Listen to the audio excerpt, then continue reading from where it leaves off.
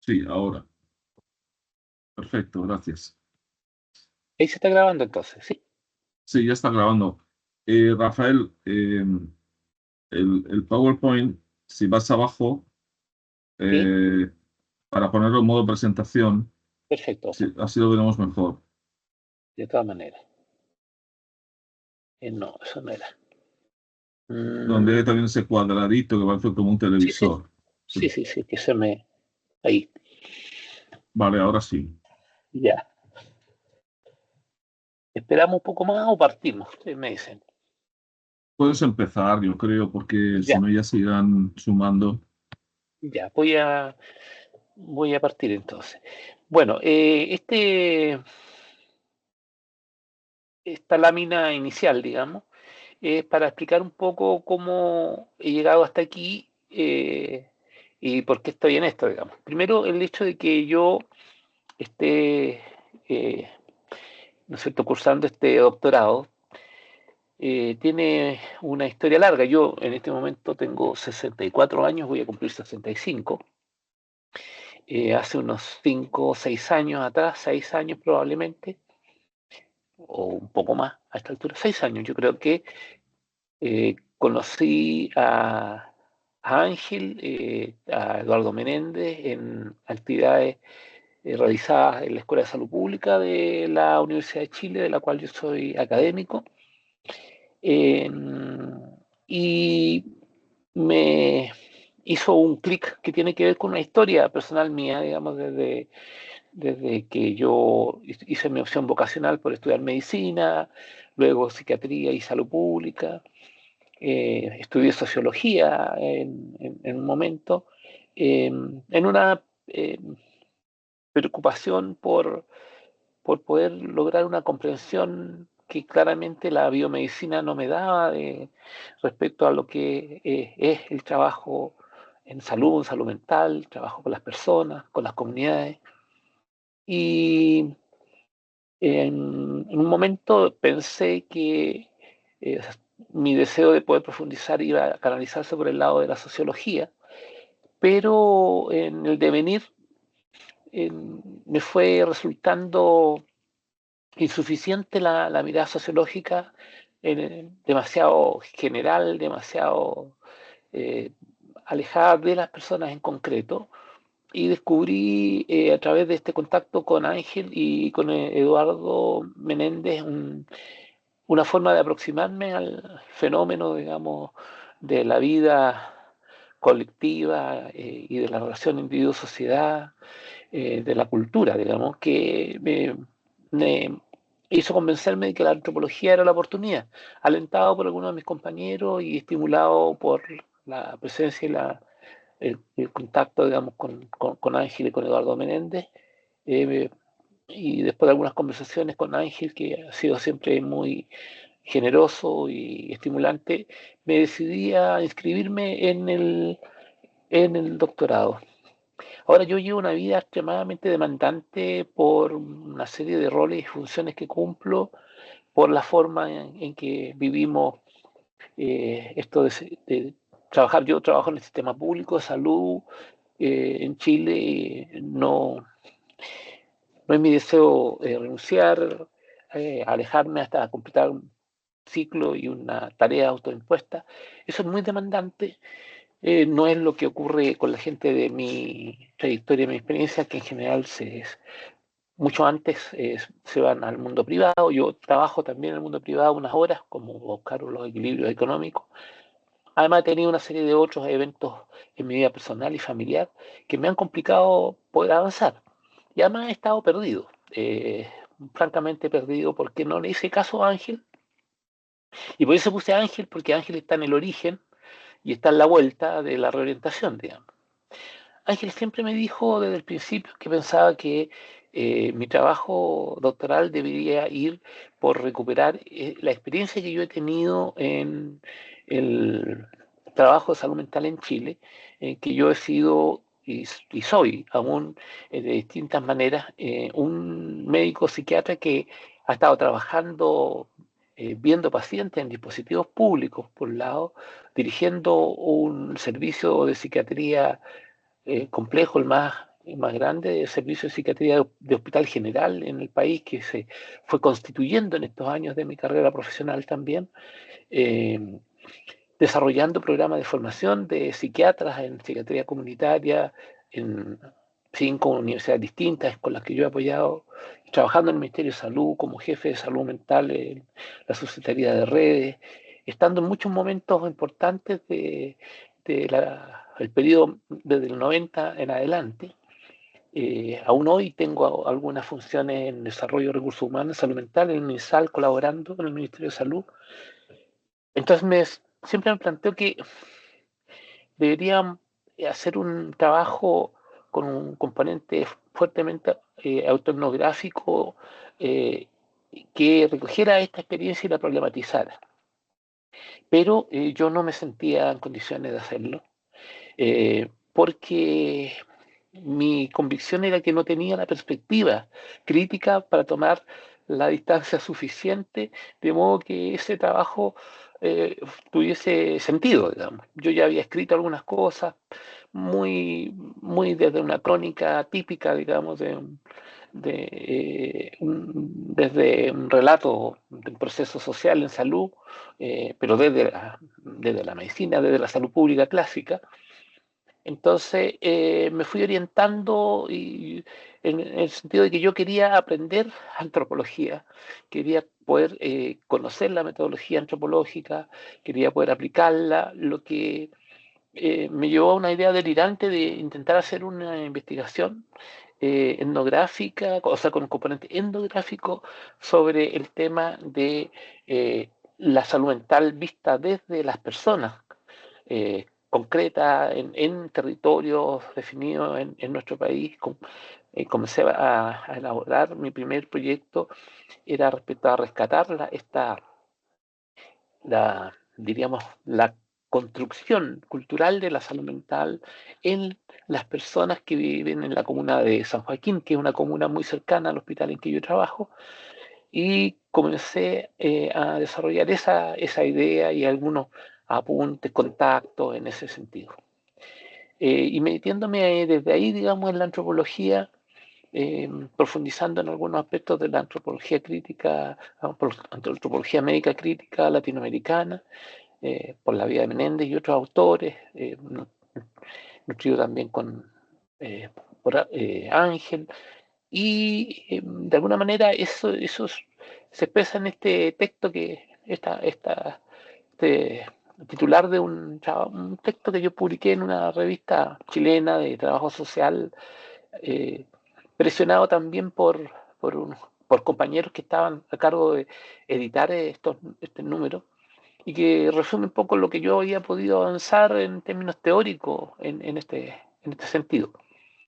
Entonces, la política pública, poniendo la atención entre la política pública, el concepto de salud mental que la política pública ponía en juego a través de la oferta de servicios de atención en salud mental para la población y lo que las personas efectivamente percibían como salud mental. Eh, pero claramente eso no resulta posible de hacer para mí con la vida concreta, con la materialidad de mi vida, digamos, ¿no? Con los tiempos, con las capacidades materiales que yo puedo movilizar. Junto a los problemas personales y familiares, esto me llevó a una situación bien crítica en la que eh, pedí una suspensión, luego reinicié y cuando estaba ya pensando que mi única alternativa era abandonar este trabajo con harto dolor, digamos, ¿no? Eh, Dolor personal porque es algo que me estimula, me hace, es un aspecto bueno de mi vida, ¿no? Eh, entonces tuve una conversación con Ángel, también algunas otras conversaciones personales y finalmente me di cuenta que Ángel siempre tuvo la razón con su idea inicial y por lo tanto reformulé radicalmente mi proyecto de tesis, también suspendí para poder tener tiempo administrativo. Ángel generosamente me planteó que siguiera trabajando bajo su guía, pero que el tiempo administrativo está congelado, yo he seguido trabajando entonces, y por lo tanto este gráfico que vemos aquí de alguna manera resume eso, digamos. Un punto de partida que el contacto con Ángel, esta vuelta, digamos, que me doy por este tema y luego una vuelta nuevamente con Ángel y vamos hacia el proyecto de tesis que ahora formulé para la evaluación del SAD y que es como una declaración en la que estoy trabajando y que les expongo ahora. También agradezco a los compañeros, a Tania en particular, que me ha eh, incentivado a lanzarme, digamos, a exponer los pocos avances que llevo para poder seguir trabajando en esto. Así que muchas gracias a ustedes. ¿Ya? Y entonces ahora más o menos estamos en esto, ¿ah? En una tesis que es esencialmente autoetnográfica y que pretende resaltar algo que siempre ha sido para mí muy relevante, que es la visión política, la incidencia política. Y este es un título provisorio, ¿ya? Eh, entonces, de la biomedicina a la perspectiva crítica, itinerario de un psiquiatra en el Chile postdictatorial, una autoetnografía política. Y aquí están definidos más o menos los objetivos de esta tesis. Es, ¿no es cierto?, analizar desde una perspectiva autoetnográfica, crítica y situada, el proceso de transformación de la subjetividad profesional en el campo de la psiquiatría chilena y esto tratando de reconstruir la trayectoria vital y profesional mía que parte de una formación biomédica, es importante mi militancia política y los orígenes y compromisos asociados a esto desde mi infancia, mi origen familiar, la historia vivida por mis padres y por mí en la infancia. Yo nací en 1960. Mi padre fue preso político, mis padres eran profesores, militantes socialistas, allendistas. Yo nací en Los Ángeles, ahí tuve mi infancia hasta los 15 años. Y luego como me incorporo, digamos, a la gestión pública, salud mental en forma progresiva, como desde una mirada de psiquiatría más clásica y siempre inspirada en salud pública, pero en una salud pública también bastante clásica, el tránsito, digamos, hacia los enfoques críticos. ¿Ya? Y los objetivos específicos aquí están descritos: contextualizar históricamente la formación médica y psiquiátrica en Chile durante la dictadura, eh, el papel en el disciplinamiento de las subjetividades profesionales. Hay que considerar también que yo he trabajado, ya llevo más de 25 años trabajando en la formación de psiquiatras, dirigiendo programas de formación de psiquiatras, eh, y por lo tanto este aspecto, digamos, personal y de mi desempeño en esto también me resulta relevante, reconstruir y analizar las tensiones vividas en este periodo, examinar críticamente los procesos de reforma de salud. Yo he estado involucrado directamente en la formulación de planes, programas, de modelos de gestión, que son los documentos referenciales diríamos, la política pública de salud, en salud mental, que se relaciona mucho esencialmente con la oferta de servicios, como los compañeros chilenos que están por acá saben. Explorar la influencia de la psiquiatría social y de otras tradiciones críticas en el desplazamiento epistemológico, reflexionar sobre la crisis epistemológica y subjetiva, ¿no es cierto?, que está implicada en este tránsito. Cuando yo empecé esto, tenía una peregrina idea de lo que era una perspectiva epistemológica, por ejemplo, ¿no? Yo hoy día se la enseño a mis alumnos de primer año de psiquiatría, médicos que van a ser psiquiatras en 2 o 3 años, y se las enseño de una manera que articula una práctica clínica con esto. Y la idea es que esta tesis contribuya, digamos, a perfeccionar ese enfoque también. Interpretar los impactos de las crisis recientes, eh, impacto y condiciones, digamos, y aportar a la construcción de una praxis psiquiátrica crítica, ética y emancipadora. Son objetivos ambiciosos, ¿no? Son objetivos muy, muy ambiciosos, pero son los que, comillas, racionalmente se desprenden de haber dado este giro en la tesis y veremos cuánto de esto podemos cumplir, digamos, ¿no? Pero son las señales luminosas del camino. En lo metodológico, entonces, esto me aproxima a la autoetnografía. La autoetnografía política, algunos dicen que la autoetnografía es política, o sea que, por supuesto, es como para subrayar ese punto, digamos, ¿no? Entendiéndolo de esta manera, con forma de escritura y análisis que entrelaza varias dimensiones, lo personal con lo colectivo, lo biográfico, ¿no? Con lo institucional, lo afectivo con lo estructural, y que no mira desde afuera, sino dentro del campo psiquiátrico chileno, que no intenta objetivarlo, sino tensionarlo en sus fisuras, en sus tensiones, en sus puntos críticos. Eh, Tampoco de ninguna manera es una propuesta de un relato ejemplar, tampoco un testimonio subjetivo simplemente, sino una problematización crítica, ¿ya? Indagando procesos históricos, epistémicos, afectivos, y, y afectivo es no menor, ¿eh? No menor. Eh, Les comentaré una vivencia personal de hace unos meses más adelante. Esto que ha modelado la práctica clínica, ¿no? Las políticas de salud mental y la constitución de la subjetividad profesional en el marco del neoliberalismo avanzado que impera en nuestro país, ¿no? Esta elección metodológica, ¿no es cierto?, no obedece a una voluntad autobiográfica que no ha sido así en ningún momento. De hecho, con la propuesta inicial de Ángel, eso también fue uno de los elementos de no asumirla de esa manera, ¿no es cierto?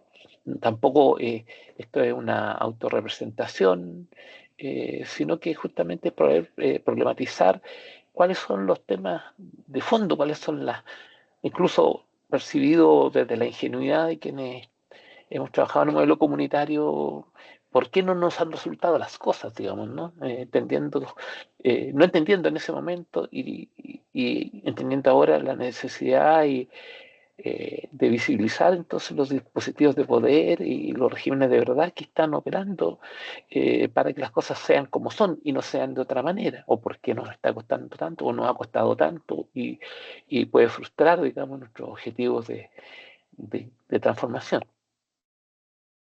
La escritura entonces situada, fragmentada y encarnada no busca ser transparente, no, tampoco totalizadora, ¿ya? Sino que asume el carácter parcial, conflictivo, inestable, ¿no es cierto? Como la subjetividad mía, que también está siempre en proceso y en transformaciones. He podido poner en palabras algunas experiencias personales, digamos, ¿ya? La sensación de que uno continúa siendo el mismo, cambiando siempre, y un cambio que no está dado por el oportunismo, por la conveniencia, sino por lo que la relación con la realidad y por la voluntad de ser y hacer, digamos, ¿no? Al contrario, por el compromiso, eh, que obliga, digamos, a una transformación en la medida que las cosas se van dando de otra manera. Entonces el trabajo de campo en esta perspectiva no se restringe a un espacio-tiempo acotado, sino que se despliega en la memoria vivida, en la relectura crítica de archivos personales e institucionales. Por ejemplo, yo tengo detrás mío una maleta grande de cosas que me llevé el último día que trabajé en el Ministerio como jefe de salud mental y que no la he abierto desde entonces, ¿ya? Esa maleta está ahí, me ha acompañado desde hasta altura hace 7 años, y está ahí para ser abierta en algún momento más próximo, ¿ya? Por ejemplo, ¿ah? También se despliega en escenas clínicas y en afectos que persisten, ¿ya? No se orienta por una lógica deductiva, sino como una deriva cartográfica con líneas de fuga, zonas de captura y territorios de resistencia. Eh, y hice un capítulo metodológico preliminar y esbocé un capítulo metodológico para poder orientarme. Y en esto estoy trabajando ahora.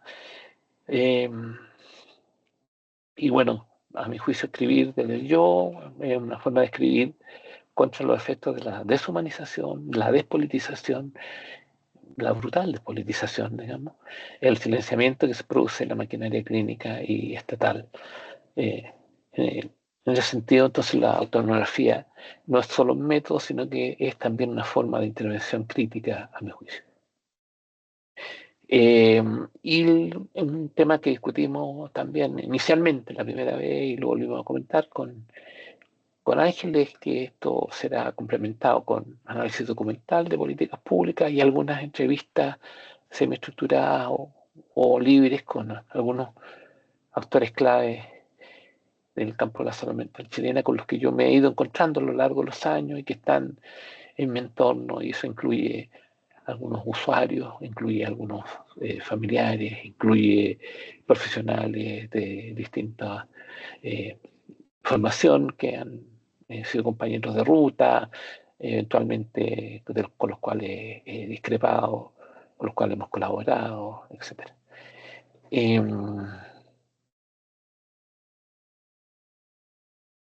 y dentro de la estrategia metodológica que, ¿cierto?, yo no domino, es lo que he estado revisando, la autoetnografía crítica, ¿no es cierto?, con elementos de descripción, que será el eje articulador, y ahí los materiales principales son estos: las memorias personales, notas de campo, eh, retrospectivas. Tengo algunas anotaciones y reconstrucción de eventos significativos. El enfoque es la politización del yo al investigador, una reflexividad crítica, eh, y el objetivo entonces es situar la experiencia individual como un punto de entrada privilegiado para analizar las dinámicas estructurales del campo salud mental en Chile. Análisis documental para contextualizar históricamente las transformaciones y contrastar las experiencias personales con discursos y normativas oficiales. Entrevistas semiestructuradas y libres. Eso es, ¿no es cierto?, no es un muestreo probabilístico, sino es intencionado, tanto en la accesibilidad como en la relevancia para los fines de la tesis, con entrevistas abiertas, flexibles, que pueda analizar, digamos, su discurso. Y hay otros materiales que le voy a comentar luego, ¿ya? Y bueno, la producción de datos, análisis narrativo, temático y análisis crítico, y triangulando, digamos, los elementos de la memoria personal con lo que salga de esta revisión documental y entrevista. Y bueno, hay consideraciones éticas específicas, ¿no es cierto? Claramente aquí hay temas de memoria personal, exposición pública que deben ser considerados, el consentimiento de los entrevistados. Es difícil de pronto resguardar completamente el anonimato porque lectores del entorno puede resultarles no tan difícil, aunque uno mantenga la anonimación y todo, ¿no es cierto? Puede resultarles a lo mejor relativamente fácil identificar a algunos actores. Las personas tienen trayectorias, esas trayectorias tienen luces y sombras, entonces hay personas que en algún momento han sido personas muy respetadas y en otros momentos personas controvertidas, digamos, y cuestionadas dentro de su desarrollo biográfico, pero son personas que son informantes, relevantes para este proceso. Eh, y obviamente un uso respetuoso de los documentos históricos institucionales, ¿no? Cada producción de este tipo tiene su entorno, su momento, ¿no? Y esto significa que no se puede, a mi juicio, calificar, descalificar con criterios de hoy documentos que tuvieron esfuerzos colectivos importantes en su contexto, digamos, ¿no? Y la producción es de datos, elaborar narrativas personales que tengo que ir ordenando, y no basta con tener la fuente, sino que hay que sistematizarla. Y bueno, los documentos históricos también, por supuesto. entrevistas, ¿no es cierto? Hay que diseñar la guía de entrevistas de modo de poder optimizar el tiempo y el logro, aunque sean libres, uno tiene que ir detrás de algunos objetivos, ¿no es cierto? Eh, eso.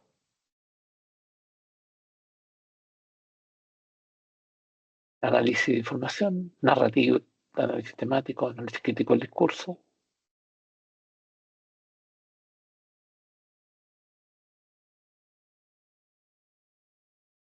y la triangulación interpretativa. Y eso es lo que tengo eh, para mostrar. Tengo algunas otras cosas que yo les quiero comentar. Creo que es muy importante situar esto también. Eh, Hace unos entre 5 y 4 meses atrás aproximadamente, yo tuve una eh, sensación muy profunda, muy fuerte, de que así como estaba viviendo, iba a enfermar gravemente o morir pronto. Una sensación muy profunda a ese respecto. Y eso tenía que ver con que en forma imperativa había tenido que asumir, poner el cuerpo con todo, digamos, en una situación muy crítica del servicio clínico que yo dirijo. El servicio clínico del Hospital Barros Luco, como decía antes, el más grande de Hospital General, no por, y eso no es un mérito, porque debe ser mucho más pequeño, es grande porque la política pública ha avanzado con lentitud y no se han consumado, por ejemplo, la descentralización de muchos de los elementos que todavía el hospital tiene, y que de ninguna manera a mí me interesa que tengan, por el contrario. Pero mi hospital tiene una unidad de hospitalización de agudo, o sea, el servicio que yo dirijo, digamos, yo soy el jefe de un servicio que tiene una unidad de hospitalización de corta estadía, un ambulatorio, tiene un hospital de día, tiene una unidad de rehabilitación psicosocial, tiene una unidad de adicciones, tiene una unidad de psiquiatría de enlace, tiene un programa de género, tiene una unidad de atención domiciliaria en psiquiatría y tiene ahora un programa inicial piloto de hospitalización domiciliaria en psiquiatría. El ambulatorio nuestro, o sea, nuestro servicio era el único para el territorio con 1 millón de personas.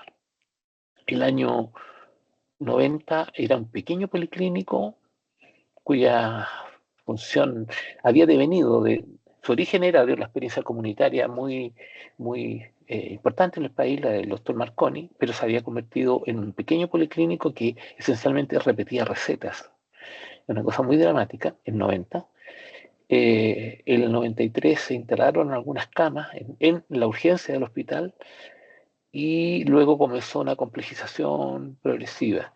Estábamos a cargo de 11 comunas, prácticamente 1 millón de personas beneficiarias del sistema público, pero luego, en un trabajo colectivo que trasciende ampliamente el hospital, que significó una concertación de muchos otros compañeros del territorio, del área sanitaria, como diríamos en España, se comenzó un activo proceso de descentralización y nos fuimos quedando se fueron transfiriendo responsabilidades, se desarrolló otro servicio en un hospital más pequeño, pero un servicio también bastante completo, el Hospital Alpino. Luego desarrollamos otro polo al sur del territorio. Entonces nos fuimos quedando con 4 o 5 comunas, pero ahí el proceso se detuvo. Pero llegamos a principios de este año, o sea, hace 10 meses más o menos, en el ambulatorio, a cargo de 4 comunas, teníamos menos de 2 jornadas de médico psiquiatra disponibles para el ambulatorio. En esa circunstancia, no, obviamente la opción que yo puse en juego, como la he puesto muchas otras veces en otros periodos anteriores, pero nunca en circunstancias tan dramáticas como esta, a poner el cuerpo, o sea, a ser el jefe de todo esto, tener que responder por la gestión de todo esto, pero además hacer policlínico, hacer consultoría, supervisar el flujo de la interconsulta, resolver los problemas cotidianos en el dispositivo ambulatorio. Y una sensación además de que esto o sea, agobiado por el día a día y sintiendo que esto no había una escapatoria muy pronta. Yo usé todos los recursos que pude, pero se vislumbraba a 3 años plazo alguna solución. Y esta situación fue muy fuerte emocionalmente, físicamente, moralmente para mí. Eh, Algunos guiños de Tania fueron importantes para esto y se los agradezco mucho. Eh, pero bueno, yo había vuelto a estar en terapia, en psicoterapia, con antigua terapeuta. Mi terapeuta tiene 82 años, es una veterana propiamente dicha que comparte conmigo una ética de compromiso social. Entonces, ella es de orientación psicodinámica. No es que yo esté en psicoanálisis, ni mucho menos, pero eso le da un sabor interesante a nuestras conversaciones, porque yo no tengo esa formación y entonces, por ejemplo, una anécdota, perdón que este detalle, pero por ejemplo yo me despido de ella, que no nos saludamos de mano, ni de beso, sino que yo le digo, hasta luego María Luisa, siéntase besada y abrazada por mí. ¿Ya? Por- eh, o le digo de pronto, qué extraordinaria idea usted ha metido en mi cabeza, ya cuando me aparece un insight importante. Y estando en estas circunstancias, tuve un insight muy, que consistió en que yo, bueno, primero yo no quería morir, por supuesto, ni quería enfermar, y que tenía que pedir ayuda en términos de diríamos, una consultoría que me ayudara a ordenar qué decisiones tomar, qué priorizar, cómo organizar. Y en plena sesión me contacté con el hecho de que yo conocía a esa persona, que es una compañera que es una ingeniero civil, industrial, que es consultora, ha sido consultora de empresas muchos años, pero que hace unos años renunció a la empresa que a mí me había levantado y se dedicó a la consultoría individual y que creó, entre otras cosas, un grupo que se llama Círculo de Escucha, que es una estrategia comunitaria brasilera que ella creó una pequeña corporación y ha impulsado, digamos, un trabajo en los territorios con esto y que ella decidió afiliarse a nosotros con algunos compañeros en la Sociedad de Salud Mental Comunitaria de Chile y que por lo tanto la pude conocer más y sabía que su ética era común a la mía y comencé a trabajar con ella y ahí comenzaron a brotar ideas, además que todas esas sesiones las he grabado y son material para esta autoetnografía, ya están transcritas, y fueron apareciendo ideas y pues fueron apareciendo la capacidad de ver algunos procesos que estaban ocurriendo, transformaciones concretas en el lugar. Es decir, mis estudiantes, los becados, ¿no? Al ver este compromiso, diríamos, eh, integral, corporalizado en la cotidianeidad de ellos, eh, hicieron algunos movimientos como grupo y como individuos que fueron realmente maravillosos en términos de un acoplamiento entre poder resolver los temas administrativos y poder maximizar el trabajo con los pacientes, con los usuarios, que básicamente yo lo que hago es la recepción de pacientes graves que vienen derivados desde la atención primaria por el programa GES, el programa de garantía explícita en Chile, y que esa primera entrevista es crucial porque determina el rumbo, los indexa más como pacientes o pone de relieve las determinantes estructurales. Etc. Y además me permitió a mí materializar el enfoque de politizar la clínica desde la visión, digamos, de una mirada crítica, digamos, de ejercicio de la salud mental. Entonces se comenzaron a cruzar muchos aspectos en términos positivos y hubo como un reseteo en la misma circunstancia que ha sido sorprendente, muy sorprendente. Entonces, bueno, todo esto abrumadoramente me convenció de que eh, más allá más allá del doctorado y la tesis misma, que sin duda es una maravilla estar en esto, es el doctorado y la reflexión y el trabajo, ¿no? se conecta directamente con mi vida cotidiana, con lo que yo hago en mis distintos roles y bueno, y aquí estoy. Y eso es lo que puedo decirles.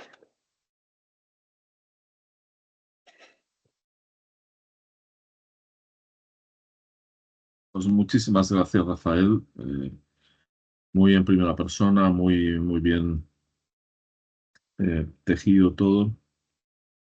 Eh, felicitarte, felicitarte. Bueno, has dicho, y gracias, ¿no? Por haberme incluido aquí, pero bueno, finalmente has sido tú que has podido resolver de otra forma lo que te planteabas en un principio. Siempre que nos planteamos una tesis, independientemente de, yo creo que del momento vital, pues la tendencia es a ser ambiciosos, hacer algo que sea como definitivo, ¿no? Y luego está pues el principio de realidad, ya que hablamos de conceptos psicodinámicos que nos pone en nuestro sitio. Eso es duro siempre, pero bueno, es importante también considerar que en el fondo escribir una tesis es escribir un libro, una monografía, un libro. Bueno, hoy en día está el compendio de artículos, pero te piden que los pongas en una coherencia también del libro. Entonces, casi a veces es importante sacarle un poco de peso, que a veces le ponemos demasiado. O también hay la cuestión de plantear un horizonte muy amplio, o como decía antes, muy ambicioso.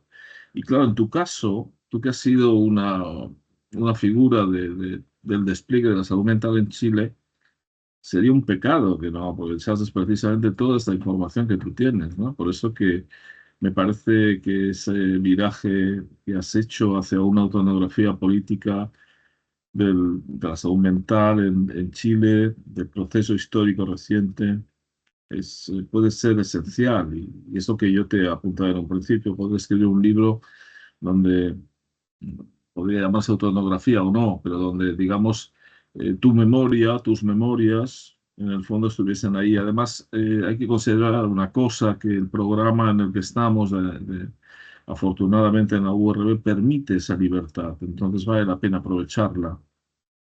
Vale la pena aprovecharla porque también es una forma de dar testimonio. Testimonio, como te decía, ¿no? Con toda esa larga experiencia y esa centralidad que has tenido en tu país con respecto al despliegue de la atención en salud mental, de las políticas.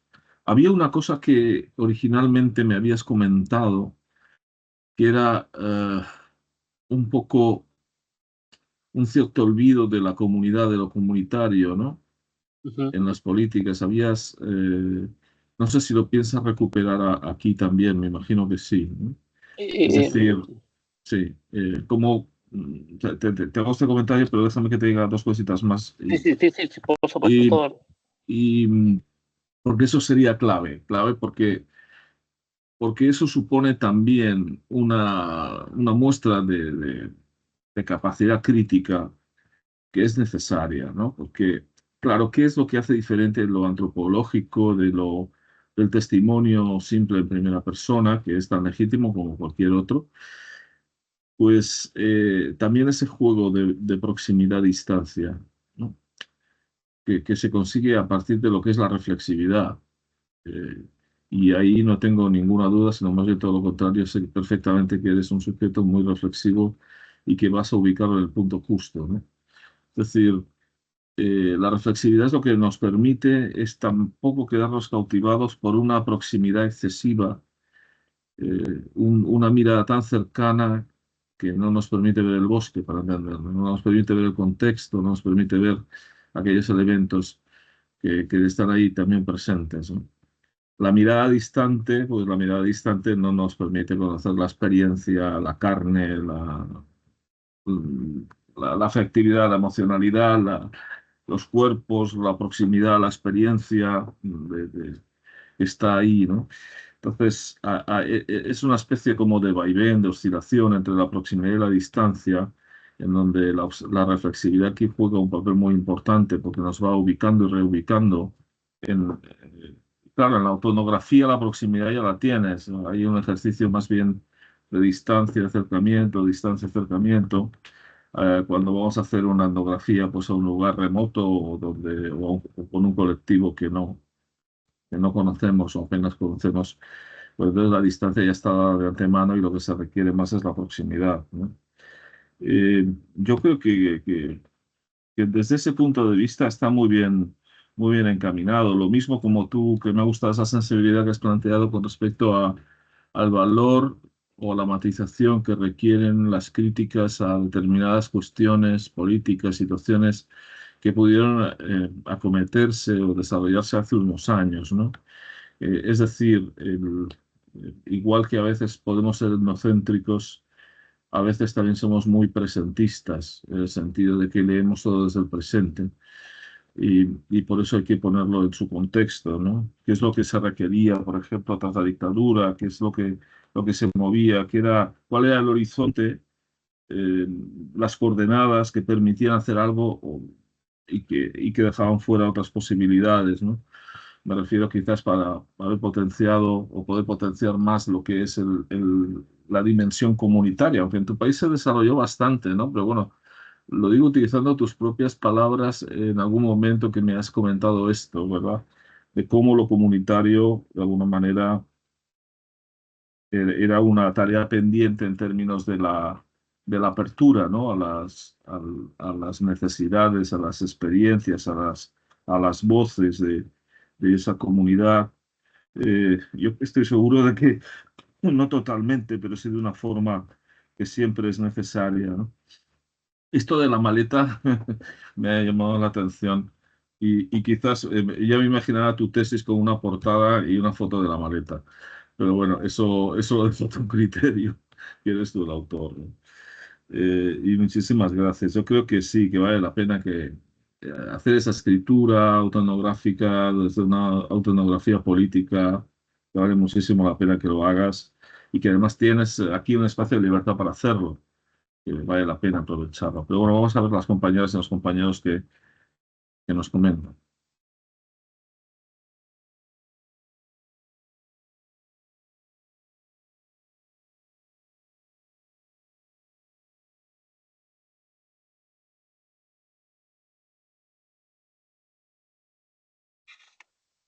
Bueno, de hecho, cuando hablabas de la triangulación es eso, ¿no? La triangulación, al coger diferentes fuentes, lo que te permite es comparar, ver si esto es una opinión o es un argumento. Es muy importante esa diferenciación entre opinión y argumento. La diferencia entre una opinión y argumento es que el argumento es en todo caso, es una opinión problematizada, en el sentido de que va más allá de lo que es una simple opinión, porque está más estructurada, más basada en datos.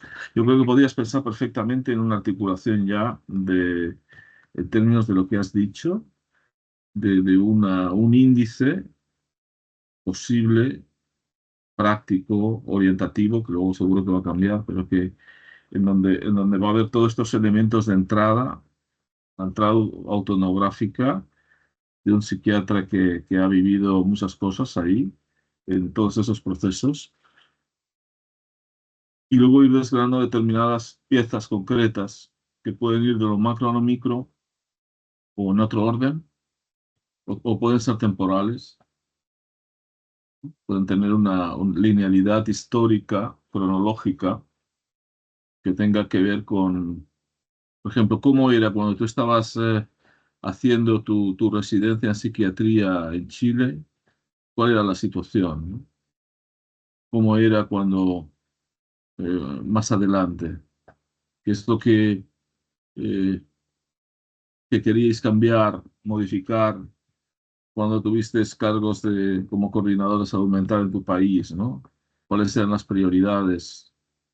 ¿Qué alarmas o qué elementos para vosotros eran importantes, eran los que debían ser atendidos? Y ahí eso te puede llevar, pues, a cuestiones tan diversas como el género, las comunidades indígenas y otras muchas cosas, ¿no? O te puede llevar también a una reflexión, una reflexividad sobre los equipos de atención. Eh, que, bueno, lamento la situación de saturación en la que te encuentras, pero es bastante frecuente en los sistemas públicos. Aquí en España está igual, en Cataluña hay un desborde importantísimo. Bueno, yo lo sé por la proximidad, por mi mujer, que es jefa clínica de psiquiatría, y hay una necesidad de implementar cosas nuevas, de innovar, porque si no, se quedan atrapados en una asistencia secuencial, maquinal, que realmente no augura nada bueno para la salud física y mental de las personas, de los profesionales, ¿no? Eh, Hay muchos casos de depresión, ansiedad, burnout entre los profesionales aquí. Hay una dificultad estructural de encontrar psiquiatras en el sistema público. Eh, hay centros que llevan años con anuncios de psiquiatras eh, para contratarlos y no encuentran, o no encuentran las personas idóneas, o no encuentran, es decir, que es complejo, ¿no? Entonces, ahí también hay países como, os había comentado creo que en el pasado, como Holanda, como el psiquiatra este, el Van Os, que están pensando en una diferente articulación de los servicios precisamente por todas estas cuestiones, dando más protagonismo a enfermería, dando más protagonismo a la psicología, dando más protagonismo también a los peer-to-peer, dando más protagonismo, en fin, a toda una serie de grupos profesionales, instancias que permitan también evitar esa saturación que en parte, bueno, esto que dice la epidemia de salud mental post-COVID, pues es que el sufrimiento social ya se ha llevado por parte de la propia población a leerse, a interpretarse desde ahí, ¿no? Desde el lugar de la salud mental, desde el lugar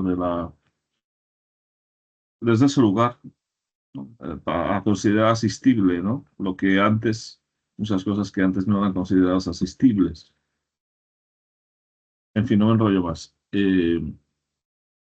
Aquí tenemos por ejemplo, a Jason, que está enfundado, debe hacer mucho frío, Sí, eso estaba pensando. o a Tania, o cualquiera de vosotros, vosotras, que seguro que podéis hacer comentarios interesantes. Tania,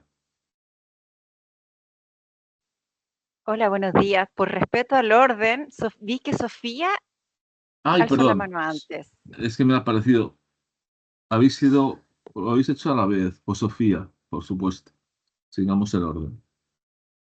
Ah, bueno, ok, bueno, Rafael, pues agradecerte, pues la ponencia, la verdad me ha parecido muy interesante y creo que tu propuesta hacia esa reflexión y con esa experiencia, pues me parece que tu tesis va a ser una maravilla. Ujú. Pues quería preguntarte que en este momento, ¿cómo sería, y siguiendo un poco las palabras de Ángel, también el abordaje en salud mental en Chile? Sí, existen modelos de atención más biopsicosociales, contemplando, como decía Ángel, los padres, las familiares, los apoyos, o sea, que la balanza se incline más hacia la parte social. Y si el sistema público tiene esa apertura para esta atención biopsicosocial y que sea así desde la transdisciplinariedad, o sea, una transdisciplinariedad real. Y además quería consultarte sobre los diagnósticos, o sea, ¿cuál es tu percepción sobre los diagnósticos partiendo de que pues se mira muchas veces como etiquetas que reifican a las personas y capturan su enfermedad y que más bien ahorita se habla hasta de una violencia, una injusticia epistémica con relación a los diagnósticos? Entonces, esas serían mis preguntas. Sí, primero, muchas gracias, Sofía. Bueno, primero quiero hacer una parte, una frasecita. Revisando el material sobre autoetnografía de la misma Rovira y Virgili, ¿no es cierto?, con Elisa Alegre y otros que han desarrollado un trabajo en ese sentido. En el prólogo del primer compendio de autoetnografías del cuerpo, digamos, que Elisa organizó, en el prólogo, el autor del prólogo diferencia eh, como hace una taxonomía que reconoce que es una taxonomía arbitraria propia, y dice que la autoetnografía también tiene un valor terapéutico, ¿no? Yo no lo había visto así nunca antes de estas circunstancias que les relaté que me ha tocado vivir, digamos, ¿no? Pero claramente estoy comprobando que puede tener y va a tener en mí un sentido autoterapéutico también, ¿ya? Eh, y lo que me va maravillando es como esto que le decía, un sentido de convergencia, digamos, entre lo macro y lo micro, que es una cosa que lo siento emocional y corporalmente, ¿ah? O sea, es algo que estoy descubriendo, no sé poner en palabras, lo comento nomás, ¿ya? Eh, Así que no sé a dónde va a ir esta cosa. Entonces, eh, y quiero decir esto porque yo de ninguna manera visualizo el producto que yo pueda tener como así como una gran tesis en el sentido de como externo, diría yo, que sí puede tener mucho valor como experiencia, ¿me entiendes? Y en ese sentido también otro de los temas que recurrentes en lo que le digo sobre etnografía es el valor del proceso. Y lo estoy viviendo, ¿ya? Entonces, y lo vivo lo vivo con cierto grado de maravilla, digamos, o sea, como diciendo, chuta, ¿me entiendes? Es una cosa sorprendente para mí, porque soy un veterano, digamos, ¿no? Entonces, que me alegro mucho de ser un veterano que sigue experimentando capacidad de maravillarme de lo que está pasando en esta relación entre lo intelectual, lo vivencial, lo emocional, en medio además de un montón de otras cosas que me pasan y me demandan en la vida. Entonces, lo dejo ahí porque creo que es importante vinculándolo también a lo teórico, digamos, de lo que es la autonografía. Ahora, respecto a lo que Sofía pregunta, eh, yo, por supuesto, porque también otra cosa que se dice, que en los procesos de autonografía, habitualmente los autores transitan, y porque una de las autonografías es la autonografía que se hace en torno al grupo social de referencia de uno, ¿no?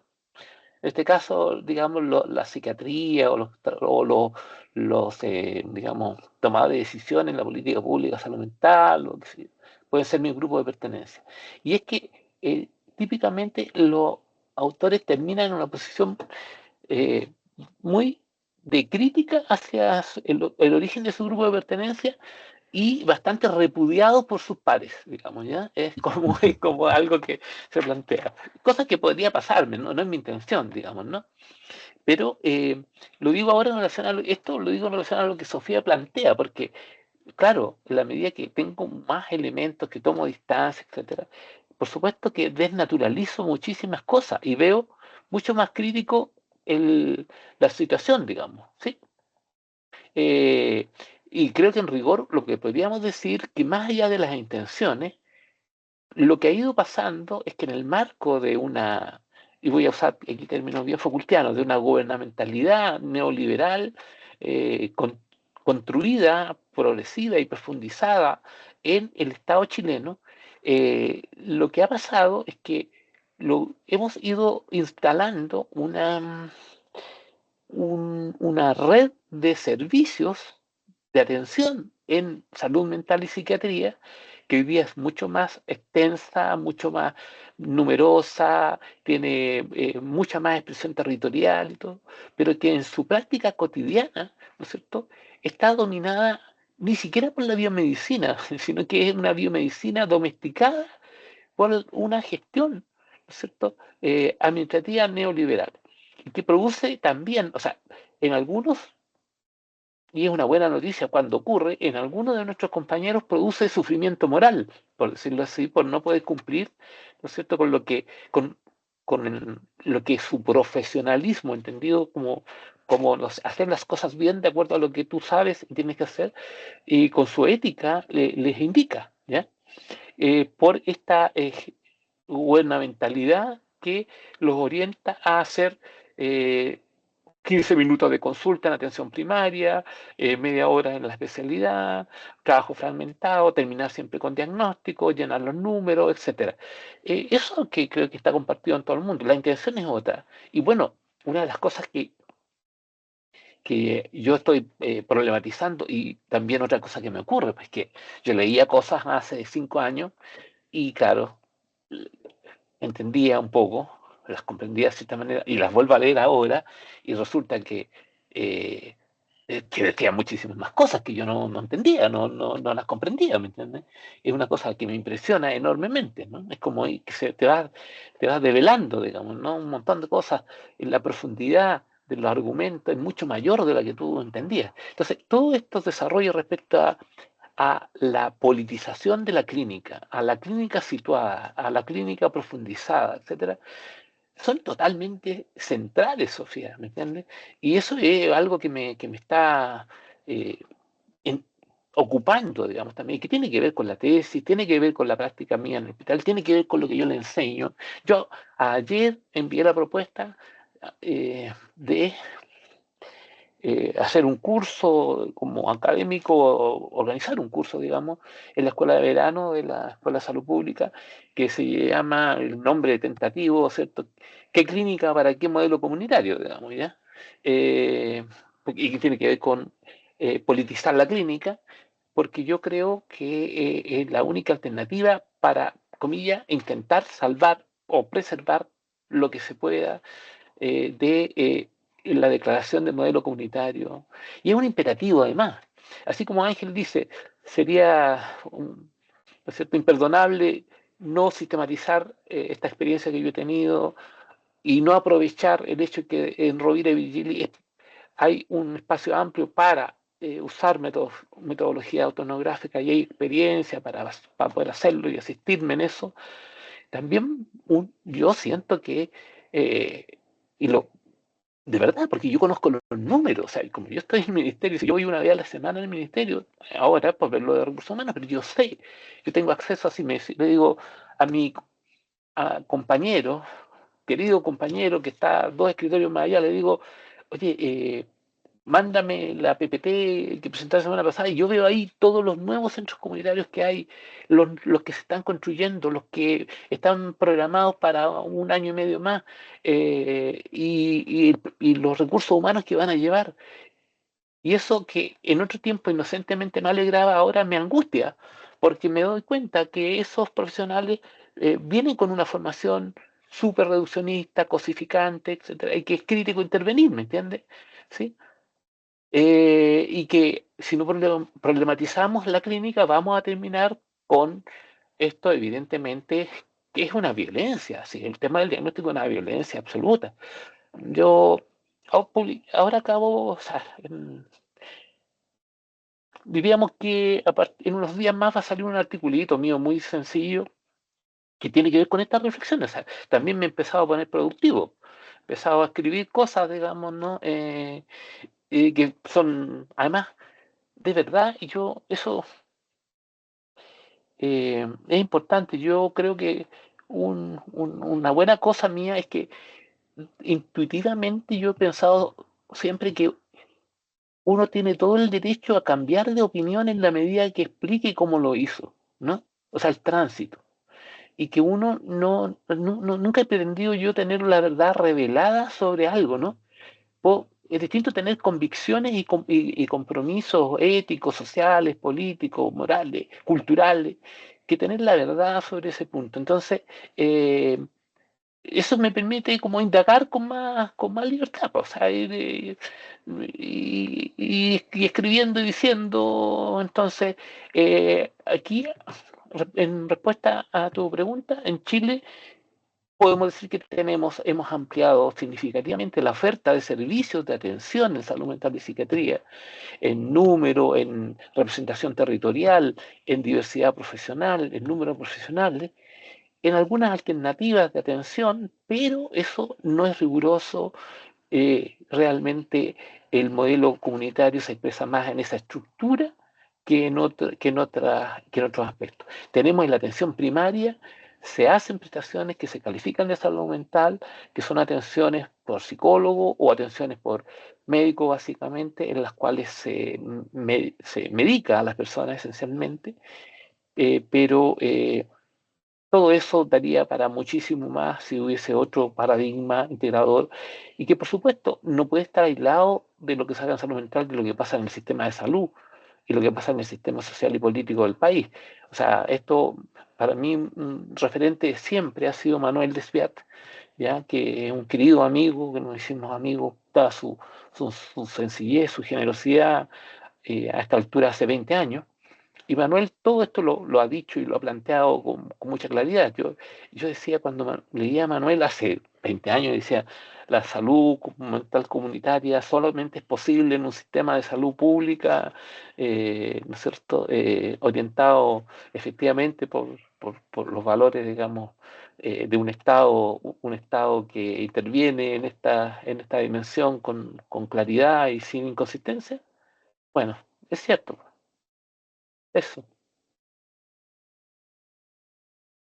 Muy bien, muchas gracias, Tania, cuando quieras. Interesante. Bueno, hola de nuevo. Gracias por la presentación, Rafael. Qué bueno que la hiciste. Creo que ese es un súper buen ejercicio, por lo menos a mí siempre, a todos nos ayuda, yo creo, como hablar de lo que estamos haciendo. Y pienso que tiene un valor así súper grande para la realidad, para nuestra realidad, el que tú puedas testimoniar tu trayectoria con esa cercanía, con esa textura que tienes y con esa sensibilidad que manifiestas, porque claro, yo creo que desde adentro, habiendo trabajado también mucho tiempo en salud pública, como en la clínica y en gestión, eh, hemos hecho mucho y hemos sistematizado poco. Y yo creo que la tesis la tienes en el cuerpo, se te ve. O sea, yo creo que está ahí. Y es un trabajo que además se ve como súper humano. O sea, a mí lo que me gustó del título, lo que más me gustó fue como esta autoetnografía política, porque yo creo que esa dimensión política es lo que le va a dar, bueno, mucha fuerza a, no sé, como al testimonio. Yo creo que a mí eso es lo que me atrajo del título. Obviamente creo que hay mucha experiencia y y cómo dar también cuenta de esa historia que, por lo menos yo desde dentro, cuando trabajaba en salud mental comunitaria y cuando se em, construyeron los modelos de gestión de salud mental y psiquiatría comunitaria, no sé si tú te acuerdas, Rafael, yo trabajaba en Valdivia y había un Ujú. debate que tenía que ver con cómo comprender la salud mental incluyendo a la psiquiatría y no apartándola, porque sonaba como salud mental y psiquiatría comunitaria, por una parte eso, y luego pensar esto como de la lo comunitario como un enfoque o como un modelo que también nos atraviesa en el cuerpo, porque yo pensaba que cuando desde ministerialmente se habla del modelo comunitario, se habla de una forma de organización de servicios, pero por detrás sigue operando un enfoque biomédico que es estructurante, que tiene que ver con nuestro código sanitario, donde la autoridad médica es la máxima autoridad. Entonces, desde ahí se distribuye el poder. Y me parece que eso nos atraviesa un montón en nuestra práctica. Y por supuesto que le veo un valor, bueno, lo narrativo tiene esa fuerza que ya lo dijo Walter Benjamin, yo creo que fue como en una frase que yo usé en mi tesis de máster, que es como eh, las personas aliviamos eh, al- aliviamos, algo así como, aliviamos nuestro corazón del miedo y gozamos doblemente de la felicidad cuando narramos la experiencia. Que de alguna manera narrar también tiene que ver con repartir, repartir el peso. Eh, y eso te felicito porque ya tengo muchas ganas de leerla, porque faltan testimonios así, que humanicen también y politicen también nuestro quehacer y que tengan esta perspectiva histórica. Porque es verdad lo que dice Ángela, es que nos quedamos capturados en un presentismo. Me pasa todo el tiempo cuando estoy escribiendo, no soy tampoco ningún modelo de, no sé, Creo que escribir una tesis es un trabajo muy duro y muy bonito también, pero tiene esto de que solemos quedarnos en capturarnos, ya sea por la distancia o por esta excesiva proximidad. Y yo en este momento estoy como no sé, en la página 90 del relato etnográfico y todavía no me siento lista, solamente del capítulo etnográfico, Ángel, para que sepas también, porque te voy a invitar a leerlo prontito. Bueno, un abrazo muy grande y me encanta escucharte. Muchas gracias, Tania.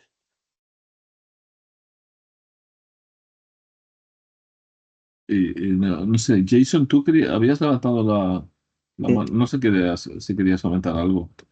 Hola, ¿cómo están? Gracias, Rafael, por la presentación. Me uní un poquito tarde, pero alcancé a escuchar y me imagino un poco el núcleo. Agradezco, como dice Tania y Ángel, ese testimonio de una autoetnografía política, ese término político. A mí me hace mucho sentido conectarlo con esa sensibilidad que expresaste, una sensibilidad que se conecta con un quehacer pedagógico. ¿En qué sentido? Dices, claro, se abren más centros de atención de salud mental comunitaria y claro, tú visualizas esa sospecha. Yo creo que tu trabajo puede dar cuenta en ese sentido de una pedagogía encarnada, de una visión específica de cómo abordar la salud mental. Sí. Y eso me parece que es muy relevante, sobre todo en este país, donde uno trata de quizás de evitar un poco como se dice, de fijar a los sujetos, y sino que se ven más los procedimientos, se ve más la institucionalidad, ¿cierto? Y dejamos a las personas como un poco de lado, así como se privilegia, se dice que Chile tiene una institucionalidad fuerte, procedimientos fuertes, gestiones muy modernas, etcétera, pero se deja muy de lado claro, a personas, a visiones, ¿cierto? A sensibilidades, a percepciones, todo este amplio gama de sensibilidades que dan cuenta de movimientos, de procesos, de dinámicas, de conflictos, de angustia, y que son parte de la vida intelectual de un país. En ese sentido, yo creo que es muy necesario tu trabajo, es muy necesario que te puedas, más que expresar, puedas darte ese espacio de decir, quizás, si nadie más lo hace, tú puedes ser protagonista de esa visión. Y nos puede, en ese sentido, como retomando la primera idea, generar como un tipo de educación sensitiva en ese sentido. Toda una canalización de un proyecto social, un proyecto, no sé cómo llamarlo, una salud mental socialista, pero que tenga esa carga, ese compromiso, esa sensibilidad, esa visualización hacia un otro, ¿cierto? Y agradezco también tu transparencia. Me impresiona, porque claro, yo generalmente los vínculos que tengo con psiquiatría, bueno, mi psiquiatra, que lo tengo para las pastillas, y la psiquiatría con la que yo me vinculo generalmente es la que está en el hospital psiquiátrico Horvitz, una psiquiatría que me vinculo más con cierta unidad de corta estadía con adolescentes, ¿cierto? Entonces, son psiquiatrías muy castigadoras, muy afirman tener un compromiso o una orientación biopsicosocial, comunitaria, etcétera, pero nos damos cuenta que ante la falta de recursos estatales, ¿cierto? Es una forma de hacer o de favorecer la salud mental que es muy procedimental. Es como tenemos al chico 40 días, ya disminuimos la sintomatología, disminuimos los riesgos, ¿cierto? Está compensado y se va. Entonces, una psiquiatría que para nosotros, al menos en este campo, una psiquiatría que parece muy alejada, eh, inaccesible, de hecho, esa es. Totalmente distinta a tu visión, a tu perspectiva, que no es alejada, no es distanciada, al contrario, es comprometida, se hace cargo de. Yo creo que eso yo creo que para mí la riqueza de lo que tú expusiste es justamente eso, hacerse cargo de una experiencia. como que uno entiende que la experiencia se hace al vivir y ya, pero no, yo creo que hay que estar a la altura de la propia experiencia, hay que estar a la altura de poder también socializarlo, también generar una conversación respecto a eso. Pero bueno, eso no me quiero extender más, porque claro, también me quedé un poco como atónito porque tenía muchos prejuicios, porque, por mi experiencia justamente con la psiquiatría en el ambiente laboral, pero me sorprende mucho tu propuesta. Me genera una sensación como de calidez, de decir cómo efectivamente se puede mirar la salud mental desde otro modo, o hay gente que está trabajando de otro modo. Entonces, vayamos descubriendo a personas como tú que efectivamente están remando para un lado más humano, un lado más comprometido, más colectivo. Bueno, y aprovecho de darle mi agradecimiento a los compañeros y compañeras porque yo andaba medio perdido en el tiempo y el espacio por una situación personal y familiar, así que le agradezco. Aprovecho acá también. Muchas gracias por el apoyo. Gracias, Jason. A ti, Jason. Tania, ¿querías comentar algo más? Y es que se me fue una cosita que tiene que ver con, creo que con tu penúltima lámina o la última, que refería como a algo muy técnico, como a todos los métodos de análisis de datos. Así como yo sugiero que te despojes de eso ahora, porque Sí. igual pienso que cuando, por lo menos a mí me pasa que cuando pensando que se trata de una autoetnografía, una se puede perder un poquito en eso de análisis de discursos, como creo que lo enfría un poco, no sé, no sé si Ángel comparte esto, pero me parece que ya escribir en sí, como toda esa narrativa, me la imagino como tan fluida, porque así tal como la expone, eh, que quizás esa estructura como más fría no combina mucho con la autoetnografía, como no lo sé, como que así me llegó al menos. Y eso. Muchas Gracias. gracias. Muy importante lo que dice Tania. Sí, y para escuchar a Ángel también. Pero hay una pregunta, ¿ya? Primero, bueno, no quiero interrumpir, sí, porque sí hay, este es el momento de recoger, digamos, pero me hace mucho sentido distintas cosas que han dicho, ahí le voy a comentar, pero esto también es muy importante para mí. Es importante, sí, pero es un equilibrio. Es decir, que yo creo que tú mismo en el texto, en el fluir de la narrativa, vas a ver que es coherente y que hace implosionar la narrativa y sobra, por tanto sobra, ¿no? En cuanto a esto de los datos, ¿no? Pero claro, hay diferentes tipos de datos, porque tú puedes, por ejemplo, describir una escena vivida en un servicio y que ahí aparece una serie de datos también. Y se puede incluir algún dato, ¿no? Pero no es lo esencial, porque es la experiencia vivida, ¿no? Pero claro, si empiezas a incorporar muchos datos, pues igual sí parece que estás empezando otra tesis, otro libro, otro texto, ¿no? Pero eso lo marca un poco el propio devenir de la escritura. Tú te vas dando cuenta de lo que cabe y lo que no cabe, lo que es coherente, lo que no es coherente, y que lo que no es coherente o lo que sobre, pues no pasa nada. Se puede utilizar para un artículo, para otro texto posterior, es decir, que no, eso no es problemático, ¿no? Eh, claro que es la tensión, ¿no? Que las costuras no se rompan de lo que es el estilo. Cuando hablabas, por ejemplo, bueno, de la URB, de nuestra universidad, del departamento y tal, con la autoetnografía ha habido la figura fundamental que nosotros hemos tenido, que no llegasteis a conocer ninguno de vosotros, si no estoy equivocado, fue Susan Di Giacomo, ¿no? Que amiga, compartíamos despacho, lamentablemente ya falleció, creo que en el 2017-18, antes de la pandemia, de un cáncer, y que ella había sido una superviviente norteamericana, ella había sido una superviviente del cáncer porque le habían diagnosticado con 27, 28 años un linfoma, estuvo hasta los 67, que murió por otro cáncer, en este caso de páncreas, como una superviviente, y entonces ella tiene textos muy emblemáticos, muy centrales, no solo para nosotros, sino en la literatura internacional sobre estos límites entre la objetividad y la subjetividad, ¿no? Yo te recomiendo leerla a ella.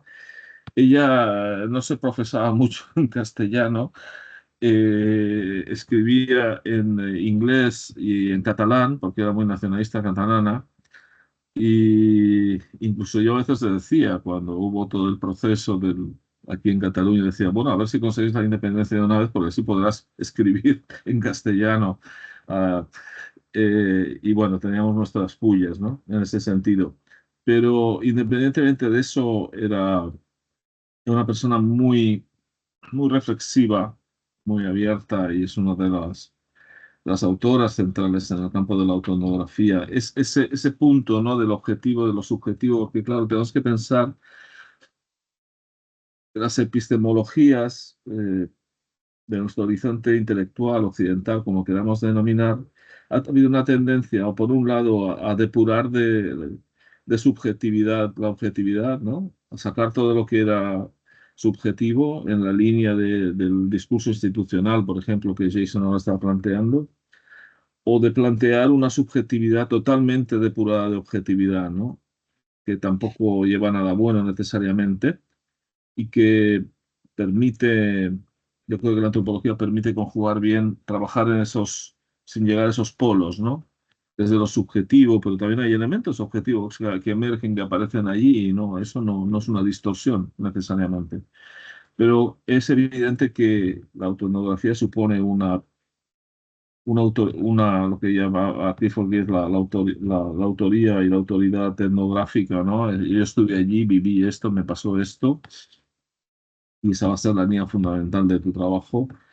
Y es necesario porque, dicho de otra manera, yo últimamente estoy trabajando sobre algunas ideas con respecto a esta cosificación de los sistemas de salud, no solo en salud mental, en salud, que son como deshumanizadores, pero productores de enfermedad, de muerte, ¿no? De un poco de despersonalización absoluta. Y en el fondo, pues está, claro, eh, eh, lo que Marx llamaba el fetichismo de la mercancía, ¿no? Que supone en gran medida personificar las cosas y cosificar las personas, se convierte en una especie de infraestructura ontológica, ¿no? De creación de seres o de negación de ser, de lo que somos, ¿no? Como humanos. Entonces, ahí hay una negación que es preciso un discurso que se oponga, no solo se oponga, y que tenga esa capacidad, como decía Jason, pedagógica. A mí me recordaba un poco cuando se escuchaba a lo que en algún momento dice Michael Taussig, que es un médico de estos que se pasó a la antropología, que escribió pues, sobre el fetichismo, el chamanismo en Colombia, etcétera, bastante conocido en América Latina, y que, bueno, lo invité a venir hace unos bastantes años y tuve ocasión de hablar con él, ¿no? Y yo le preguntaba, por ejemplo, sobre el trabajo que él tenía sobre el terror, ¿no? Porque a veces él hacía etnografías que llamaba dadaístas o introduciendo elementos que no son comunes. Y había una cosa que me gustó, que él decía, mira, lo que pasa es que cuando hemos escuchado hablar eh, 50 veces sobre la muerte en violencia en Colombia, decía, o cualquier otro sitio, esto ya no es noticia, ¿no? Esto ya pasa a normalizarse. Y creo que la etnografía tiene esa capacidad de salpicar las conciencias porque habla desde un posicionamiento diferente, ¿no? En este caso, la autoetnografía todavía puede ser más potente porque habla desde una experiencia vivida,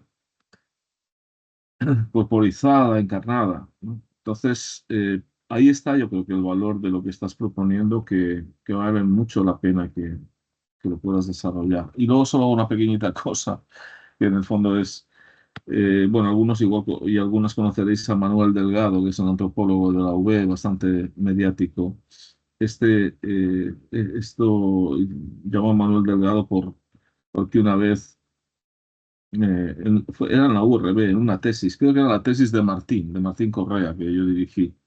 En la presentación de la tesis de Martín, él estaba en el tribunal y hizo una diferenciación entre la implicación y el compromiso. y él decía que eran cosas muy diferentes, ¿no? Y ponía el ejemplo de los huevos con bacon en el desayuno y decía, la gallina se compromete, el cerdo se implica. Entonces, yo Eh, creo que en tu caso, hay algo de, más allá del compromiso que tiene que ver con la implicación, porque es la vida puesta ahí, ¿no? Es una anécdota graciosa, ¿no? Lo de los huevos con bacon, pero yo creo bueno, pues hay diferentes grados, ¿no? Una cosa es el compromiso de actuar y otra cosa es cuando la implicación ya estamos hablando de la vida misma. sí, Ángel, sobre eso leí hace unos días un texto muy bueno preparando algo sobre rehabilitación psicosocial de una profesora argentina sobre el profesional heroico, ¿no? En lo comunitario. Mm, ¿Ah? qué No sé si bueno. conoce ese texto, que es muy bueno, es muy, No, porque, pásamelo. sí, y se lo paso a todos los compañeros. Claro. Un texto súper bueno, bueno, lo conocí a través de eh, la terapeuta ocupacional que trabaja en mi servicio, que es la jefa de mi unidad de rehabilitación y que hace docencia con los becados de psiquiatría. Y entonces sistematicé un poco la experiencia de ellos porque los becados tienen que someterse a la experiencia de estar y convivir en la unidad de rehabilitación y tienen que hacer un diario reflexivo, leer, hacer un diario reflexivo. A partir de eso lo sistematizamos. Y ahí vi las lecturas y esa lectura, que es a partir de una conferencia, es muy interesante porque tiene que ver con esto, digamos, también, ¿no? Con los huevos con bacon, ¿ya? Podríamos decir, claro, podríamos decir que implicarse, o sea, una cosa, ¿no es cierto?, es comprometerse, otra es implicarse, y lo otro es, ¿no es cierto?, en forma consciente o inconsciente, intentar convertirse en héroe, digamos, Ya. que en el fondo es eh, sacrificarse con propósitos de cortoplacistas y sin mucha perspectiva, digamos, ¿no? Muchas veces, porque te agotas en eso, es una tensión, y eso es algo de lo que también yo no pretendo, no, o sea, poniendo el cuerpo, no pretendo dar un testimonio, ¿no es cierto?, heroico, sino que tratar de resolver una situación, o sea, de implicar, pero buscando soluciones para que eso deje de ser así y se trascienda hacia otra dimensión. Me parece que hay una dimensión que va más allá del cerdo y del bacon, ¿ya? Pero Eh, está muy bien que te ubiques en esta posición que antes has demarcado eh, de la no certeza, porque eso es un problema con los héroes, ¿no? Es decir, eh, a ver, eso de decir que mejor ser vínculo que certeza, ¿no? Eh, claro, en sí, el sentido de que la libertad, lo que se puede llamar como la libertad de dudar, que lo has definido de otra manera, como, ¿no? Como la libertad de cambiar de opinión, de justificar el cambio de sí, opinión, claro, y la libertad de dudar y la libertad de eh, asumir la incertidumbre, eh, porque además este es un campo muy incierto.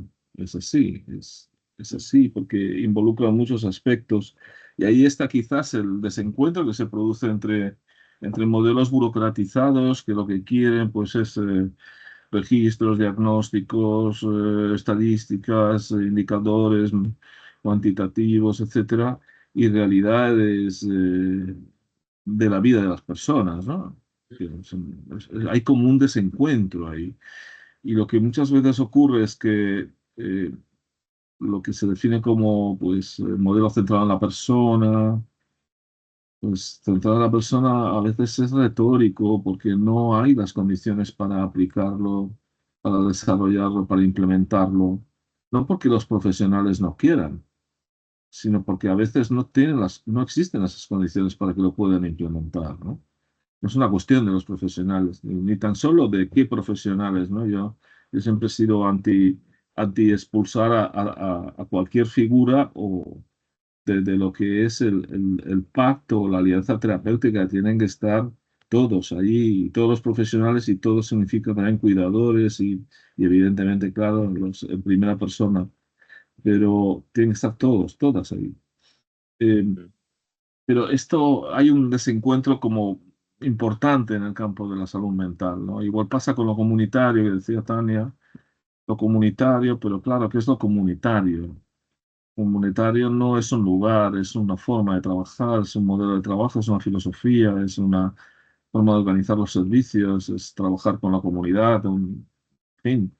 eh, Aquí en Europa se considera el modelo comunitario, ha sido vaciado de sentido, porque además también estamos ante un poco lo que tú comentabas en Chile, ha habido un cambio generacional Claro, y, y claro, la formación no es la misma, ¿no? Cuando nosotros salimos de la dictadura, yo era un preadolescente, pero bueno, un crío, pero bueno, en las generaciones posteriores tenían una curiosidad, un interés, había una politización para bien y para mal, ¿no? Porque también todo es un lado negativo, porque a veces los discursos eran como demasiado dogmáticos, pero había al menos una motivación alta, ¿no? Y eso luego se ha diluido bastante, se ha diluido bastante, ¿no? Y ahora es un momento en que estamos en, como, no sé si habéis visto el texto breve que hemos publicado con Estela, Paco Ortega y yo en Nature Mental Health, que es sobre la reforma de salud mental 2.0, las lecciones que pueden aprenderse del sur, ¿no? Un poco en esta dirección. Estamos ante un cambio de paradigma y precisamente todo lo que podáis aportar desde el sur, lo que se ha llamado el sur global, es interesantísimo porque aquí están faltos de ideas y de modelos. Y, y los que vamos en esa misma línea, pues necesitamos masa crítica para poder transformar lo que hay. perfecto. Sí, bueno, no he leído ese artículo, así que lo buscaremos. No sé si se nos puede dar la referencia, Ángel. Sí, Eh, es un artículo breve, ahora os lo paso. sí. Veo que Yo, Jason ha puesto aquí un texto, no sé si es el que tú comentabas. yo mandé al WhatsApp de colectivo un texto, el texto mío que les comenté y estaba buscando el otro. Jason, Ah, mandaste al, y yo no estoy en ese al- WhatsApp colectivo. no, yo te lo voy a mandar, si sabía, me fijé que no estabas ahí. La A ver, subjetividad heroica, sí, ese es. Sí, ella se llama la subjetividad heroica, sí, efectivamente. y lo compartí en el chat. Y ahí para entrar a este chat hay que escribir el De correo acá, de electrónico. acá de la reunión. Sí, sí, perfecto. Ya. Bueno, a mí me hacen mucho sentido sus comentarios, se lo agradezco enormemente. Claro, Jason habló de una pedagogía y esa dimensión pedagógica es súper relevante para mí, sin duda, sin duda. Eh, es como intuitivo, ¿no? Pero sé que tengo que profundizar en eso. De hecho, tengo algunos diálogos con algunos compañeros, gente también de más trayectoria, que han remarcado la necesidad de profundizar en la dimensión pedagógica, ¿no? Y respecto a lo que Ángel planteaba de lo latinoamericano, claro, yo estuve recién, fui al Congreso de Claxo y aunque andaba lesionado porque se me rompió un menisco que me limitó bastante el desempeño, pero vi cosas muy interesantes y me quedé con inquietudes eh, eh, muy importantes que quiero incorporar también a mi reflexión. La idea, ¿no es cierto?, del sentipensar, por ejemplo, que si bien se aplica a colectivos, en su origen, digamos, el concepto del sentipensar, creo que también se cruza, digamos, con un poco con una autoetnografía política, porque en la autoetnografía política, ¿no es cierto?, la experiencia autoetnográfica es pensada en tensión y en relación con lo colectivo, digamos, ¿no? Justamente esa es la característica particular que tiene. Así que, bueno, hay hartas ideas. Espero tener la capacidad y la lucidez de poder reservar el tiempo el tiempo que esto necesita, digamos, ¿no?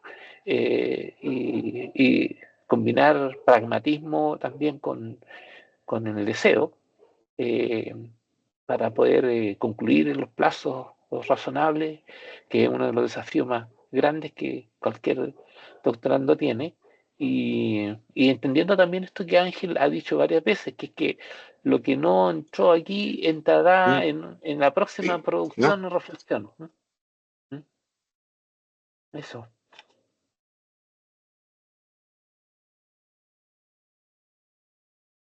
Y muchas gracias, Tania. Tania, también me pasó exactamente lo mismo cuando escribí, porque yo hice un índice, no lo puse acá en la presentación, hice un índice. Y claro, y ahí estaba el tema esto de los procedimientos de análisis de datos y esas cosas. Y también me quedé muy perplejo cuando, o sea, lo hice y después lo miré y dije, ¿y cómo se articula esto? O sea, me pasó una cosa así como que me asustó, Tania, ¿me entiendes esto? ¿Ya? Dije, ¿cómo? ¿Mm? Ahí está. Tania tiene la mano levantada, Ángel. Sí. Perdona, quiero decir que pensando en la autoetnografía política, tú señalas esto como de pensarlo como en el colectivo y claro, por supuesto lo político está dado por la reflexión respecto a las relaciones de poder. Sí, claro. Esa es como la dimensión política que yo lo encuentro tan potente, o sea, desde tu posición de psiquiatra en la red pública chilena, como toda la intersubjetividad implicada en esa posición. O sea, bueno, eso. Ujú. Gracias. Gracias a ti.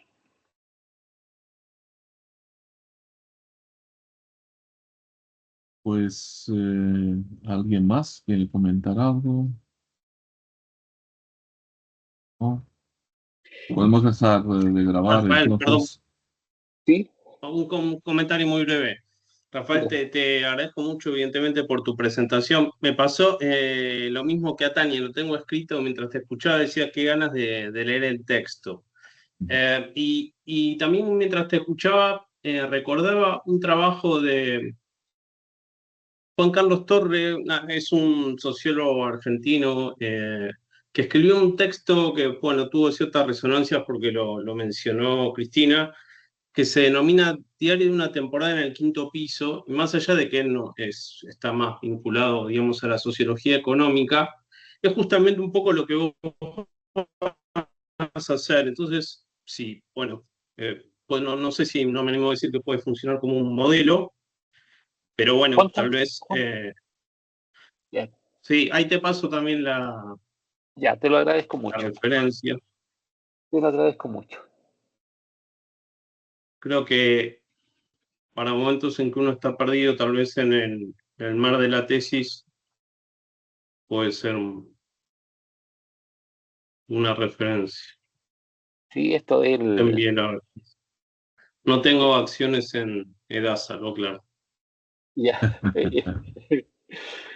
Y ya, pues lo mandaste me lo Está en mandaste el Lo chat, mandé sí. al chat ahí está. Ahí, de ahí lo la veo. reunión, si no después te lo mando. Ok, ahí lo estoy viendo. Ya. Ok. Y el texto permite, perdón, un Sí, solo sí, sí. comentario. Sí, sí, sí. Y el texto es eso, ¿no? Bueno, son los años que él pasó como funcionario en el Ministerio de Economía, pero lo que permite ver es justamente, ¿no?, las relaciones entre Argentina y el FMI, etcétera. Digo, en función de que también me parece interesante esto de que tu historia es la historia de, digamos, de las políticas públicas de la salud mental en Chile, ¿no? Entonces, vos habías comenzado tu exposición tratando de, o, ¿no?, subrayando que la sociología de algún modo no había pensado o no había pensado bien la relación entre individuo y sociedad. Me parece que en ese sentido el texto resuelve esa tensión, y en ese sentido yo te lo planteaba no como un modelo, pero bueno, como una lectura que tal vez te permitía, ¿no?, ordenar algunas ideas de tu tesis o cómo pensar la tesis, etc. Perfecto. Bueno, una de las cosas que en mi vida pasó hace hartos años es que en un momento yo fui abordado, digamos, por una figura relevante de la salud mental comunitaria mundial, digamos, por Benedetto Saraceno, quien me planteó que yo debería irme a Washington a hacerme cargo de la salud mental en la OPS y lo planteó con que esto era algo que él había conversado con otras 6 personas muy relevantes de la salud mental comunitaria vinculados a la OPS. Cosa que a mí me sorprendió mucho y por supuesto me hizo sentir como muy reconocido porque eran todas figuras que eran muy relevantes para mí, pero era algo completamente imposible desde el punto de vista material y además muy discutible para mí, pero desde el punto de vista material yo estaba a cargo de 3 hijos pequeños, tenía un montón de otras obligaciones, por lo tanto, aparte de eso, no fue más que eso, ¿no? Y después hubo otro momento en que eso se dio de otra manera y fue muy interesante porque surgió la posibilidad de postular también con apoyos, pero ya ese grupo era vieja guardia y yo ya era vieja guardia, ¿ya? Para los criterios de la OPS que buscaban un gerente que fuera anglófono y que fuera capaz de negociar con los financiadores internacionales. Fue muy interesante. No me había acordado de eso, pero ahora que mencionaste, porque es Bueno, también eso parte tiene de que la estar en historia, la parte de la tesis, ¿eh? historia. No, Claro. por supuesto. No sé si no me Sí, acordaba, tiene que- digamos, pero fue parte de la historia. Y fue muy interesante porque yo, por otros contactos, había tenido cierta relación con la jefa de la OPS, que ahora es la jefa de la OMS, y siento que cuando esa postulación potencial surgió, que era muy contracultural con ella, eh, es como, como que hubo un gran distanciamiento, que es una curiosidad para mí, alguna vez le preguntaré, pero eh, fue como diciendo que este individuo de otro tiempo que pretende, ¿entiendes? Yo no pretendía mucho, salvo representar, porque lo conversamos, era representar una postura más histórica colectiva, digamos, frente al gerencialismo, pero bueno, es interesante. Sí, gracias por recordarlo, por recordármelo. Muchas gracias. Eso. Pues sí, son Bueno, historias que vale la pena que incluyas en tu tesis. Sí, sí. Marcelo, claro que sí. sí. Marcelo, ¿cómo accedo a la grabación? Yo, Estará en el Teams. Igual él no puede Sí, acceder. ¿no? Igual hay que bajarlo. Igual lo tienes que bajar o darle el podría, permiso. ¿podría ayudarme con eso, por favor? Porque es muy valioso para mí. Sí, sí.